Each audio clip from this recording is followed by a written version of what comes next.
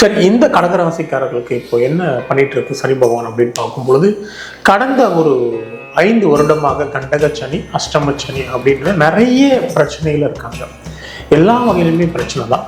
ஹெல்த்தில் issue, குடும்பத்தில் வீண் பிரச்சனைகள், கடன் தொந்தரவுகள், எதிரிகளால் பிரச்சனை, நிறைய சூழ்ச்சிக்கு இதுவானது, அதே நேரத்தில் சின்ன சின்ன விபத்துக்கள் நடக்கிறது, பொருளாதாரத்தில் பிரச்சனைகள், தொழில் உத்தியோகத்தில் உயரதிகாரிகளால் பிரச்சனை, நிறைய பேருக்கு வேலையே இல்லாமல் போகிறது, இந்த மாதிரியான விஷயங்கள் எல்லாம் இந்த கடகராசிக்காரர்களுக்கு நடந்திருக்கு. வியாபாரிகளுக்கு அப்படின்னு பார்க்கும்போது வியாபாரத்தில் ஒரு நல்ல மாற்றம், முன்னேற்றம் ஏற்படுது. வியாபாரத்தில் மிகப்பெரிய முயற்சிகள்லாம் வெற்றிகள் கிடைக்குது. எல்லா வகையிலுமே ஒரு அற்புதமான காலகட்டமாக இந்த கடகராசிக்காரர்களுக்கு இந்த காலகட்டம் ஏற்படும். புதிய வியாபார முயற்சிகளும் வெற்றி பெறக்கூடிய சூழலும், பணப்புழக்கம் கணிசமாக உயரக்கூடிய நிலையை கொடுக்கக்கூடிய காலகட்டமாக இருக்குது. உத்தியோகஸ்தர்களுக்கு அப்படியே உயரதிகாரிகளோட சின்ன சின்ன பிரச்சனைகள் வந்தாலும் இதுவரைக்கும் இருந்த தடைகள் எல்லாம் பிரச்சனை நீங்கி இப்போ பதவி உயர்வு கிடைக்கிறது, ஊதிய உயர்வு கிடைக்கிறது, புதிய வேலை மாற்றம். அதாவது இந்த கம்பெனியில் இவ்வளோ வருஷம் வேலை செஞ்சோம், பெரிய அளவு முன்னேற்றம் இருக்காது. ஸோ வேறு வேலைக்கு ட்ரை பண்ணிட்டு இருப்பாங்க, இவ்வளோ நாள் கிடைச்சிருக்கு. ஆனால் இனிமேல் ஒரு நல்ல ஜாப் கிடைக்கிறது, அதன் மூலம் மிகப்பெரிய முன்னேற்றங்கள் கிடைக்கிறது. அந்த மாதிரி விஷயங்கள்லாம் நடக்கக்கூடிய காலகட்டமாக அவங்களுக்கு இருக்க போகுதுங்க. இவங்களுக்கான பரிகாரம் அப்படின்னு பார்த்தோம்னா, ஒரு சனிக்கிழமையில அல்லது திங்கக்கிழமையில பீச்சில் போயிட்டு ஐஸ்கிரீம் வாங்கி சாப்பிட்றதும், ஐஸ்கிரீம் தானம் பண்ணுறதும் இவங்களுக்கு ஒரு சிறந்த பரிகாரமாக நிச்சயம் இருக்குங்க.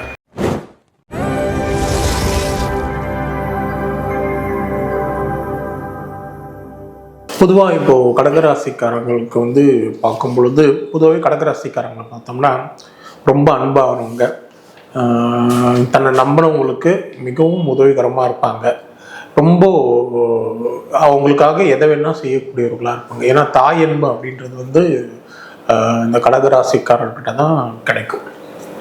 நீங்கள் கலைஞர் கருணாநிதி கடக லக்னம், ரிஷபராசி, நீங்கள் அவர் பார்த்தீங்கன்னா அவர் சார்ந்து இருக்கிறவங்க எல்லாரையுமே அவர் எப்பயுமே நல்லா நினைச்சு வச்சுக்குவார். அதே நேரத்தில் அவங்களை யார் எதிர்க்கிறாங்களோ அவங்களுக்கு பிரச்சனை பண்ணிகிட்டே இருப்பார். ஸோ அந்த மாதிரி இந்த என்ன சொல்றது, கடகராசியை பொறுத்த வரைக்கும் அந்த மாதிரி ஒரு தாய் அன்புன்ற உணர்வு அவங்களுக்கு எப்பவுமே இருக்கும். சரி, இந்த கடகராசிக்காரர்களுக்கு இப்போ என்ன பண்ணிட்டு இருக்கு சனி பகவான் அப்படின்னு பார்க்கும் பொழுது, கடந்த ஒரு 5 வருடமாக கண்டக சனி, அஷ்டம சனி அப்படின்ற நிறைய பிரச்சனைகள் இருக்காங்க. எல்லா வகையிலுமே பிரச்சனை தான்.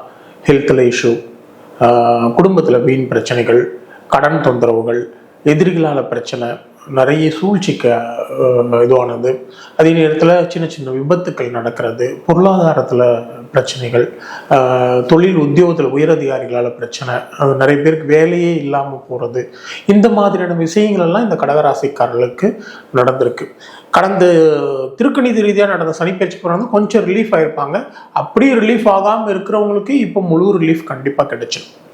ஏன்னா ரெண்டுமே, திருக்கணிதம் பாக்கியம் ரெண்டுத்துலையுமே சனிப்பெயர்ச்சி முழுமையாக நடந்துடுச்சு அப்படின்னும் போது அது ரிலீஃப் கண்டிப்பாக கிடைச்சிடும். ஸோ இது எல்லா வகையிலுமே ஒரு நல்ல மாற்றங்கள் வரக்கூடிய நிலை, எல்லா வகையிலும் மிகப்பெரிய முன்னேற்றங்கள் வரக்கூடிய நிலை, புதிய முயற்சிகள்லாம் வெற்றி பெறக்கூடிய நிலை, தடைகள் பிரச்சனை எல்லாம் நீங்கக்கூடிய நிலை, அந்த மாதிரி ஒரு அற்புதமான காலகட்டம் அப்படின்னு சொல்லலாம். ஏன்னா எப்பயுமே நமக்கு நல்லது நடக்குதோ இல்லையோ, பிரச்சனைகள்ல இருந்து விலகணும், பிரச்சனைகள் எல்லாம் நம்ம தடைகள் குறையணும், பிரச்சனைகள் நீங்கணும், அதுவே ஒரு நன்மை தான். ஓகேங்களா? அதன்படி பார்க்கும்போது சனி பகவான் 8ஆம் இடத்துல என்னென்ன அஷ்டம சனியால் என்னென்ன பிரச்சனைகள் கொடுத்தாரோ அந்த பிரச்சனைகள் எல்லாம் முழுவதும் சரியாகி அதில் ஒரு நல்ல மாற்றத்தையும், சனி பகவான் எப்பயுமே கெடுதல் மட்டும் பண்ணிட்டு அப்படியே விட்டுற மாட்டார். 9ஆம் இடத்துக்கு போகும்போது அதன் பிரச்சனைகள் வெளியே வர்ற தன்மையை கொடுக்குற நேரத்தில் முன்னேற்றத்தையும் கொடுப்பார். அதனால எல்லா வகையிலும் ஒரு நல்ல மாற்றங்கள், முன்னேற்றங்கள், எடுக்கும் முயற்சிகளில் வெற்றிகள் கிடைக்கிறது, புதிய நண்பர்கள் கிடைக்கிறது, அதன் மூலம் ஆதாயம் கிடைக்கிறது. இந்த மாதிரி ஒரு அற்புதமான காலகட்டம் அப்படின்னு சொல்லலாம். அதே நேரத்தில் நிறைய பேருக்கு கல்வி மற்றும் வேலை வாய்ப்பு இந்த மாதிரி விஷயத்துக்காக வெளிநாடுக்கு போகிறது, சில பேர் சுற்றுலாக்காக வெளிநாடு போகிறது, இந்த மாதிரி ஒரு அற்புதமான நிகழ்வுகள்லாம் அவங்க வாழ்க்கையில் எல்லா வகையிலுமே, நீங்கள் கடகராசிக்காரங்க மேக்சிமம் ஃபாரின் போயிடுவாங்க இந்த டைம்ல. ஸோ அந்த மாதிரி ஒரு அற்புதமான காலகட்டம் அப்படின்னு சொல்லலாம். இருந்தாலும் தந்தை உடல்நிலை சின்ன சின்ன பாதிப்புகள் ஏற்படும், தந்தையோட சின்ன சின்ன கருத்து வேறுபாடுகள் ஏற்படுத்தும், தந்தையோட சொத்து இருந்துச்சுன்னா அதை பிரச்சனைகள் ஏற்படுத்தும். அதே நேரத்தில் படிக்கிற பசங்களாம் அந்த ஆசிரியரோட ப்ராப்ளம்ஸ் வரும். ஸோ அந்த விஷயத்தில் கொஞ்சம் கவனமாக இருந்துக்கிறது நல்லது. மற்றபடி இந்த கடகராசிக்காரர்கள் மிகப்பெரிய நன்மையான காலகட்டம் அப்படின்னு சொல்லலாம். வியாபாரிகளுக்கு அப்படின்னு பார்க்கும்போது வியாபாரத்தில் ஒரு நல்ல மாற்றம் முன்னேற்றம் ஏற்படுது. வியாபாரத்தில் மிகப்பெரிய முயற்சிகள்லாம் வெற்றிகள் கிடைக்குது. எல்லா வகையிலுமே ஒரு அற்புதமான காலகட்டமாக இந்த கடகராசிக்காரர்களுக்கு இந்த காலகட்டம் ஏற்படும். புதிய வியாபார முயற்சிகளும் வெற்றி பெறக்கூடிய சூழலும் பணப்புழக்கம் கணிசமாக உயரக்கூடிய நிலையை கொடுக்கக்கூடிய காலகட்டமாக இருக்கு. உத்தியோகஸ்தர்களுக்கு அப்படியே உயரதிகாரிகளோட சின்ன சின்ன பிரச்சனைகள் வந்தாலும் இதுவரைக்கும் இருந்த தடைகள் எல்லாம் பிரச்சனை நீங்கி இப்போ பதவி உயர்வு கிடைக்கிறது, ஊதிய உயர்வு கிடைக்கிறது, புதிய வேலை மாற்றம். அதாவது இந்த கம்பெனியில் இவ்வளோ வருஷம் வேலை செஞ்சோம் பெரிய அளவு முன்னேற்றம் இருக்காது.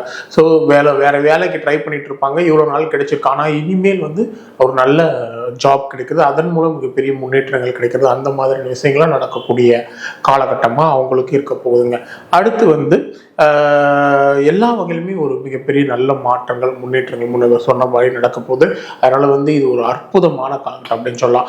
மாணவர்களுக்கு அப்படின்னு பார்க்கும், மாணவர்களுக்கு இந்த காலகட்டத்தில் கல்வியில உடல்ல இருந்த பிரச்சனைகளாக நீங்க கல்வியில ஒரு நல்ல மாற்றம் முன்னேற்றம் ஏற்படும். நல்லா படிக்க ஆரம்பிப்பாங்க, ஆர்வம் அதிகரிக்கும், நல்ல மதிப்பெண் எடுக்கக்கூடிய சூழல்லாம் ஏற்படும்.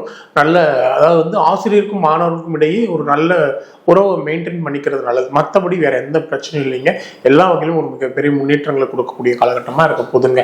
கலைத்துறையினருக்கு அப்படின்னு பார்க்கும்போது கலைத்துறையில இருக்கிறவங்களுக்கு இது ஒரு அற்புதமான காலகட்டம் சொல்லலாம். இவ்வளவு நாள் இருந்த பிரச்சனைகள்லாம் நீங்க பார்த்துருக்கலாம். சில நடிகர்கள் நல்லா ஷைன் பண்ணியிருப்பாங்க, திடீர்னு காணாம போயிடுவாங்க, அப்புறம் பார்த்தா திரும்ப கம்பேக் கொடுப்பாங்க. அந்த மாதிரியான இப்போ பார்த்தீங்கன்னா நம்ம ஜீவாவை எடுத்துக்கோங்க. இவ்வளோ நாள் அவரோட படமையில் எங்கே போனாருன்னே தெரியல. திடீர்னு பார்த்தா அந்த தலைமையின் ஏதோ ஒரு படம் வந்துருக்கு ரீசெண்டாக, ஓகேங்களா? ஸோ அந்த மாதிரி கம்பேக் கொடுக்கறது எல்லாம் இந்த கடகராசியா இருப்பாங்க.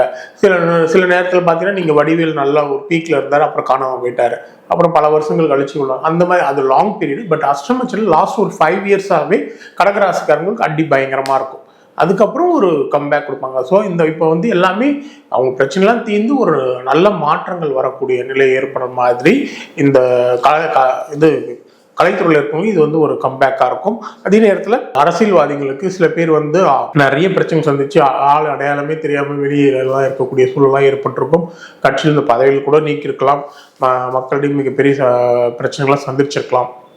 அவங்களும் திரும்ப அரசியலுக்குள்ள அரசியலில் மிகப்பெரிய முன்னேற்றங்கள் கிடைக்கிறது, தலைமையோட ஒரு இணக்கமான சூழல் கிடைக்கிறது, இவங்க நம்பி முக்கிய பொறுப்புகளை ஒப்படைக்கிறது, தேர்தல் எலெக்ஷன்கள் நின்று அதன் மூலம் வெற்றி பெறக்கூடிய சூழல். இந்த மாதிரி ஒரு அற்புதமான காலகட்டமாக இந்த அரசியல்வாதிகளுக்கும் இருக்கக்கூடிய காலகட்டமாக இருக்குங்க. சார், இப்போ பார்த்தீங்கன்னா மார்ச் 2025 திருக்கணி ரீதியாக சனிப்பயிற்சி தொடங்கியிருக்கு அப்படின்ற மாதிரி. இப்போ 2026 சனிப்பயிற்சி அப்படின்ற மாதிரி தொடங்கியிருக்கு. அது என்ன சார் அர்த்தம்? அதுக்கு என்ன வேறுபாடு? பொதுவாகவே பார்த்தோம்னா சனிப்பெயர்ச்சி அப்படின்றது 2.5 வருஷத்துக்கு ஒரு முறை தான் நடக்கும். சனி பகவான் ஒரு ராசியிலிருந்து இன்னொரு ராசி கடக்கிறதுக்கு எடுத்துக்கொள்ளக்கூடிய காலகட்டம் அப்படின்னு பார்த்தீங்கன்னா 2.5 வருஷம். ஏன் அப்படின்னா அவர் பூமியிலிருந்து மிக தொலைவில் கிரகம் இருக்கிறதுனால ஒரு ராசியும் கடக்கிறதுக்கு எடுத்துக்கூடிய காலகட்டம் இருக்கு. அதனால தான் அவர் நம்ம மந்தன் அந்த மாதிரிலாம் சொல்றோம். மந்தன்னா நிதானமானவர் அப்படின்ற மாதிரி. இப்போ பார்த்தோம்னா ஒரு ரீசெண்டா ஒரு சில நேரங்கள் இப்போ இதுக்கு முன்னாடி இந்த கொரோனா காலத்துல சனி பயிற்சியில கொஞ்சம் டிலே வந்தது. எப்படின்னா பஞ்சாங்கம் ரீதியாக 2 வகையான சனி பயிற்சி இருக்குங்க. ஒன்று வாக்கிய பஞ்சாங்கம், இன்னொன்று திருக்கணித பஞ்சாங்கம். வாக்கிய பஞ்சாங்கம் அப்படின்றது என்னன்னா அந்த காலத்துல ரிஷிகள் முனிவர்கள் அவங்க வாக்கியத்துல பாடல்களா இப்போ கிரகநிலை இந்த வருடத்துல கிரகநிலை இந்த மாதிரி இருக்குன்ட்டு ஒரு பாடல்களா ஒரு கணிதத்தை எழுதி வச்சாங்க. அதை பேஸ் பண்ணி வர்றது வாக்கிய பஞ்சாங்கம்.